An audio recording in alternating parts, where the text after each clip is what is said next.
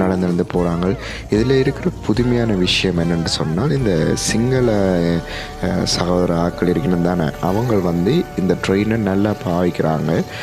அவங்களுக்காக வேண்டிய இந்த ட்ரெயின் இருக்கிற மாதிரி எனக்கு தெரிஞ்சது. ஏன்டா தமிழாக்களையும் விட இந்த யூனிவர்சிட்டி மற்றது ஒர்க் வேலைக்காக அப்படியான ஆட்கள் வந்து வேறு வேறு மாநிலத்தில் இருந்தெல்லாம் இங்கே வர்றாங்க யாழ்ப்பாணத்துக்கு. கணவரை பார்த்து கொண்டு நான் அது மாதிரி அது நல்ல விஷயமாக இருந்து. பஸ் பாருங்கள், இலங்கை பஸ் பார்த்தீங்களா எப்படி இருக்குண்டு.